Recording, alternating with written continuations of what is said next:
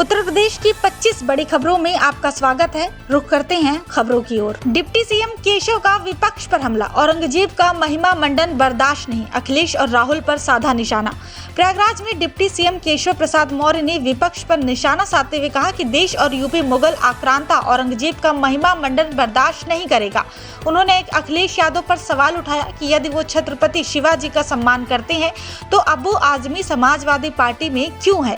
नागपुर हिंसा पर बोले कि महाराष्ट्र सरकार कार्रवाई कर रही है। राहुल गांधी और अखिलेश को संघ की शाखाओं में जाने की सलाह दी। 2027 चुनाव में बीजेपी को बड़ी जीत दिलाने का दावा भी किया। आरओ प्रारंभिक परीक्षा 27 जुलाई को। अभ्यर्थियों की मांग पर एक दिन और एक सत्र में होगी परीक्षा। उत्तर प्रदेश लोक सेवा आयोग ने समीक्षा अधिकारी और सहायक समीक्षा अधिकारी प्रारंभिक परीक्षा 2023 को 27 जुलाई को एक ही दिन और एक सत्र में आयोजित करने का फैसला लिया है। परीक्षा सुबह 9:30 बजे से दोपहर 12:30 बजे तक होगी। पहले ये परीक्षा 2 दिन और 3 पालियों में होनी थी, लेकिन अभ्यर्थियों के विरोध और आंदोलन के बाद आयोग ने अपना निर्णय बदला। 10,76,004 अभ्यर्थियों ने आवेदन किया है और परीक्षा प्रदेश के 75 जिलों में आयोजित होगी। सहजनी क्रॉसिंग पर मालगाड़ी का इंजन फेल, 45 मिनट बाधित रहा कानपुर लखनऊ रेल मार्ग। कानपुर लखनऊ रेल मार्ग पर बुधवार दोपहर सहजनी रेलवे क्रॉसिंग के पास मालगाड़ी का इंजन खराब हो गया, जिससे पौने घंटे तक ट्रेनों का संचालन बाधित रहा। इंजन में तकनीकी खराब के चलते ट्रेन चढ़ाई पर चढ़ने के बजाय पीछे खिसकने लगी। चालक ने इमरजेंसी ब्रेक लगाकर ट्रेन को रोका और किसी तरह मगरवाड़ा स्टेशन तक पहुंचाया। इस दौरान उद्योग नगरी एक्सप्रेस और पनवेल बरौनी एक्सप्रेस समेत कई ट्रेनें प्रभावित हुई। समस्या हल होने के बाद दोपहर 2:30 बजे रेल संचालन बहाल हुआ।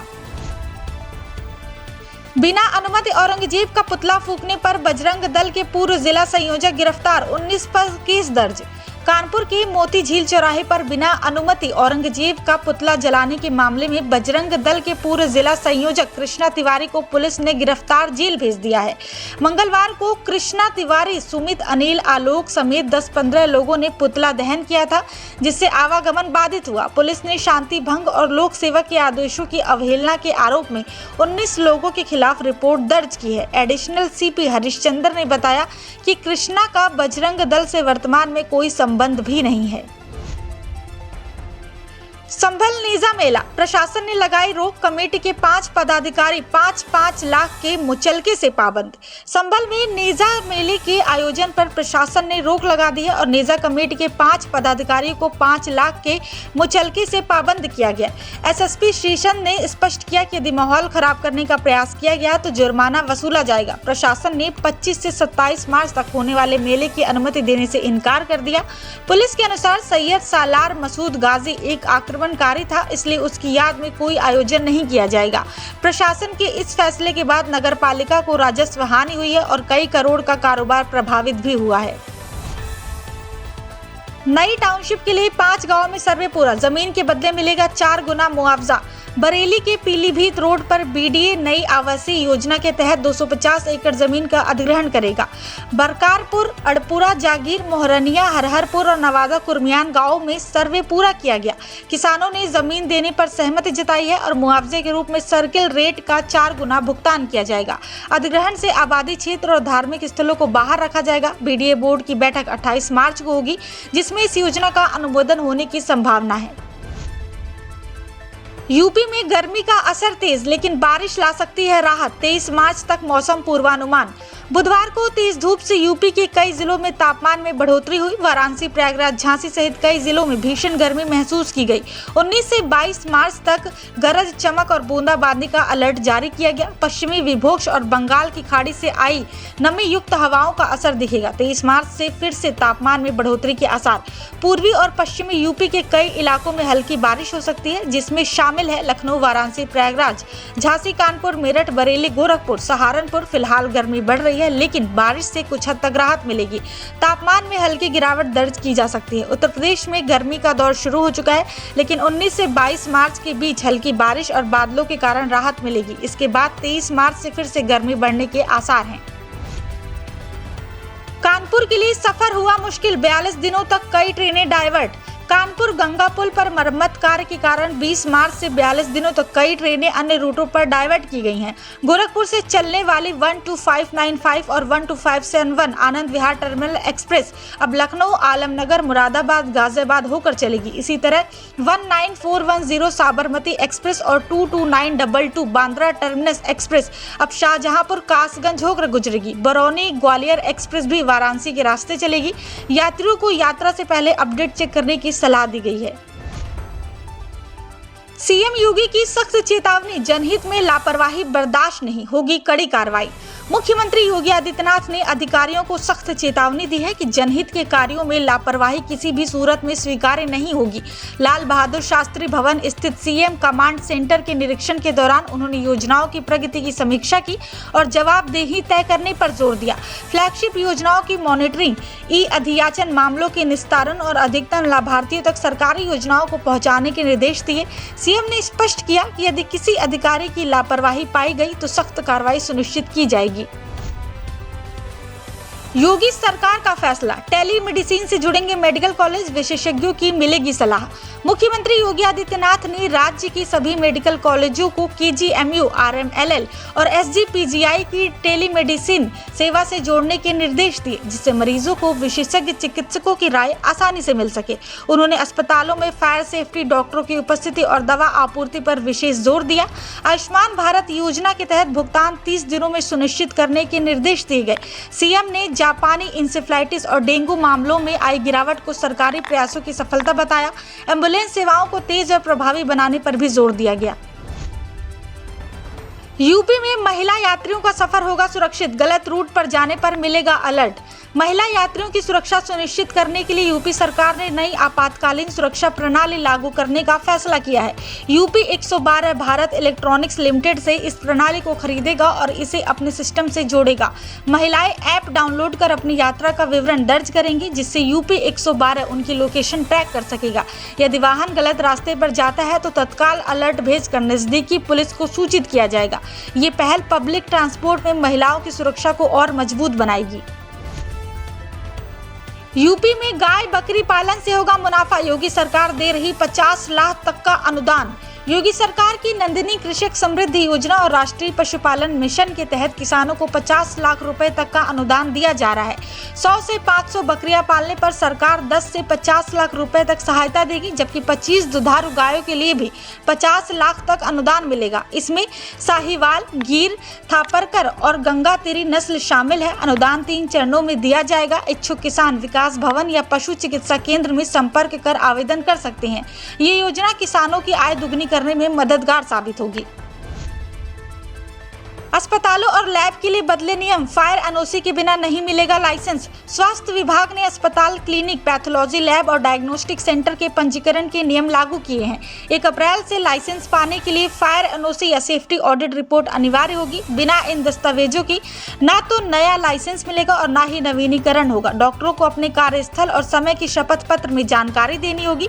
निरीक्षण के दौरान अनुपस्थित पाए जाने पर लाइसेंस निलंबित किया जा सकता है। नए नियम 17 मानकों पर आधारित होंगे, जिनमें भवन का नक्शा, प्रदूषण नियंत्रण, एनओसी और मेडिकल स्टाफ की योग्यता शामिल है। रामलला को 2 माह में मिला 26 करोड़ का दान, ट्रस्ट ने खरीदी 36 करोड़ की जमीन।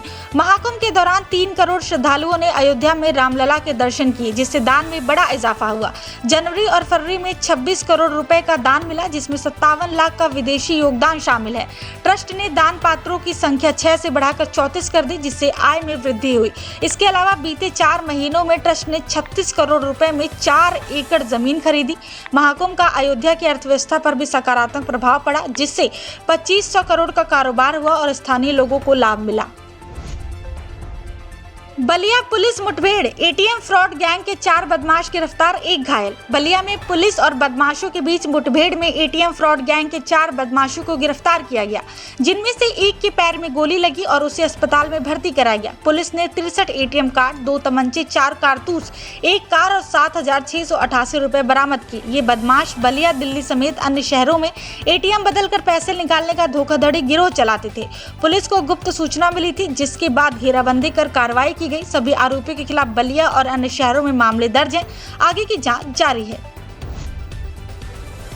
लखनऊ नगर निगम ने डिप्लोमा इंजीनियरिंग संघ की बिल्डिंग को किया सील, 30 लाख से अधिक बकाया। नगर निगम ने पीडब्ल्यूडी के डिप्लोमा इंजीनियरिंग संघ की बिल्डिंग को 30 लाख रुपए की बकाया के कारण सील कर दिया।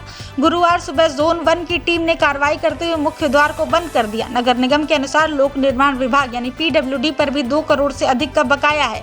बकाया राशि का भुगतान न करने पर आगे और संपत्तियों पर भी कार्रवाई हो सकती है। इस कदम से नगर निगम ने सरकारी और निजी संस्थानों को बकाया चुकाने के लिए सख्त संदेश दिया है। यूपी में बदलेगा मौसम, कई जिलों में बादल, शाम तक बूंदाबांदी के आसार। उत्तर प्रदेश में एक बार फिर मौसम में बदलाव देखने को मिलेगा। गुरुवार सुबह से कई जिलों में बादल छाए रहे, जबकि मौसम विभाग ने शाम तक हल्की बारिश और गरज चमक की संभावना जताई है। 20 से 22 मार्च के बीच पश्चिमी और पूर्वी यूपी में झोंकेदार हवाओं के साथ हल्की बारिश हो सकती है, जिससे तापमान में हल्की गिरावट आएगी। हालांकि 23 मार्च से फिर से गर्मी बढ़ने की संभावना है। मौसम वैज्ञानिकों के अनुसार बंगाल की खाड़ी से आने वाली पूर्वाई इस बदलाव का कारण बनी है। लखनऊ एयरपोर्ट रनवे मरम्मत का समय घटा, 16 नई उड़ानें जुड़ेंगी। लखनऊ के अमौसी एयरपोर्ट पर रनवे मरम्मत के समय में 2 घंटे की कमी की गई है। 21 मार्च से सुबह 11 बजे से शाम 5 बजे तक रनवे बंद रहेगा, जिससे विमानों की आवाजाही बढ़ेगी। पहले ये समय सुबह 10 से शाम 6 बजे तक का था। मुख्यमंत्री योगी आदित्यनाथ के हस्तक्षेप के बाद डीजीसीए ने ये बदलाव किया। इससे दिल्ली, मुंबई, बेंगलुरु सहित अन्य रूटों पर 16 अतिरिक्त उड़ानें शुरू हो सकेंगी। हालांकि 15 अगस्त से रनवे मरम्मत का कार्य 1 महीने के लिए बढ़ाया जाएगा। बरेली में अटल आवासीय विद्यालय तैयार, 25 मार्च को सीएम योगी करेंगे उद्घाटन। बरेली के नवाबगंज के अधिकटा नजराना गांव में 71 करोड़ रुपए की लागत से बने अटल आवासीय विद्यालय का उद्घाटन 25 मार्च को मुख्यमंत्री योगी आदित्यनाथ करेंगे। श्रम मंत्री अनिल राजभर और प्रमुख सचिव डॉक्टर MKS सुंदरम ने तैयारियों का निरीक्षण किया। 15 एकड़ में फैले इस विद्यालय में 500 बालक और 500 बालिकाओं के लिए छात्रावास की सुविधा है। इस सत्र में 6ठी और 9वीं कक्षा में 280 छात्रों का प्रवेश हो चुका है। डीएम ने 23 मार्च तक सभी व्यवस्थाएं पूरी करने के निर्देश दिए। इसी साल से विद्यालय में पढ़ाई शुरू होगी। यूपी बोर्ड 2025 उत्तर पुस्तिकाओं का मूल्यांकन शुरू, कॉपियों में मिले नोट और अनुरोध। यूपी बोर्ड की हाई स्कूल और इंटरमीडिएट की उत्तर पुस्तिकाओं का मूल्यांकन बुधवार से शुरू हुआ। पहले ही दिन एक कॉपी में 200 रुपए का नोट मिला, जिस पर छात्र ने लिखा, सर पैसे मिल जाए तो पास कर देना। कई छात्रों ने कॉपियों में गुजारिश भरे संदेश लिखे। मूल्यांकन केंद्रों पर 3254 परीक्षकों की तैनाती थी, लेकिन केवल 950 शिक्षक ही उपस्थित रहे, जिससे कार्य धीमा हो गया। हाई स्कूल की 3.5 लाख और इंटर की 3 लाख कॉपियों का मूल्यांकन होना है। पहले दिन हाई स्कूल की 6873 और इंटर की 4511 कॉपियों की जांच पूरी हुई। बढ़ते तापमान पर सीएम योगी की समीक्षा, हीट वेव से बचाव के लिए दिए सख्त निर्देश। मुख्यमंत्री योगी आदित्यनाथ ने हीट वेव से बचाव के लिए अधिकारियों को सतर्क रहने और हर जिले में अर्ली वार्निंग सिस्टम लगाने के निर्देश दिए गए हैं। जंगलों में आग से जानवरों को बचाने और शरारती तत्वों के खिलाफ सख्त कार्रवाई करने को कहा गया है। हीट वेव से जनहानि हुई तो जिम्मेदारों पर कड़ी कार्रवाई होगी। वन विभाग को पंछियों और वन्यजीवों के लिए जल आपूर्ति सुनिश्चित करने के निर्देश मिले हैं। इस मौके पर सीएम ने राज्य हीट वेव एक्शन प्लान 2025 का विमोचन किया और इसे सरल हिंदी में भी उपलब्ध कराने को कहा। विदेशी आक्रांताओं का महिमा मंडन देशद्रोह, भारत ऐसे देशद्रोहियों को स्वीकार नहीं करेगा। मुख्यमंत्री योगी आदित्यनाथ ने बहराइच में एक कार्यक्रम के दौरान कहा कि विदेशी आक्रांताओं का गुणगान करने वाले देशद्रोही हैं और आज का भारत ऐसे किसी को भी स्वीकार नहीं करेगा। उन्होंने कहा कि भारत की सनातन संस्कृति और महापुरुषों का सम्मान हर नागरिक का कर्तव्य है। मुख्यमंत्री ने बहराइच में 845 लाख की लागत से बने नए तहसील भवन और आवासीय परिसर का उद्घाटन किया। उन्होंने बताया कि 2017 में 33 लाख से अधिक लंबित राजस्व मामलों का निपटारा किया गया और 6400 एकड़ जमीन अवैध कब्जे से मुक्त कराई गई। योगी सरकार ने बहराइच में मेडिकल कॉलेज, बाईपास और नेपाल कनेक्टिविटी को आसान बनाने के साथ साथ इको टूरिज्म हब बनाने की भी योजना बनाई है। उन्होंने घोषणा की कि 1 अप्रैल से मुख्यमंत्री सामूहिक विवाह योजना की राशि 51,000 से बढ़ाकर 1 लाख रुपए कर दी जाएगी और हर तहसील में फायर स्टेशन स्थापित किया जाएगा। मौलाना शहाबुद्दीन ने फिल्म छावा को बताया जिम्मेदार, बैन लगाने की मांग। ऑल इंडिया मुस्लिम जमात के राष्ट्रीय अध्यक्ष मौलाना शहाबुद्दीन रजवी ने नागपुर हिंसा के लिए फिल्म छावा को जिम्मेदार ठहराया और इस पर प्रतिबंध लगाने की मांग की। उन्होंने गृह मंत्री अमित शाह को पत्र लिखकर फिल्म के निर्देशक, निर्माता और लेखक पर कानूनी कार्रवाई करने की अपील की। मौलाना का कहना है कि फिल्म में औरंगजेब को हिंदू विरोधी दिखाने के कारण हिंदू युवा भड़क रहे हैं, जिससे हीट स्पीच और सांप्रदायिक तनाव बढ़ रहा है। उन्होंने आशंका जताई कि अगर फिल्म पर तुरंत रोक नहीं लगाई गई तो देश में और भी हिंसक घटनाएं हो सकती हैं। कानपुर गंगा मेला ध्वजारोहण के साथ शुरू हुआ ऐतिहासिक उत्सव, रंग ठेला में झूमे होरियारे। कानपुर का ऐतिहासिक गंगा मेला गुरुवार को ध्वजारोहण के साथ हटिया से शुरू हुआ। सुबह 10:30 बजे जिलाधिकारी और पुलिस कमिश्नर ने झंडा लहराकर मेले का शुभारंभ किया। पूरे शहर से लोग हटिया पहुंचे, जहां 25,000 से अधिक होरियारे रंगों के साथ नाचते गाते दिखे।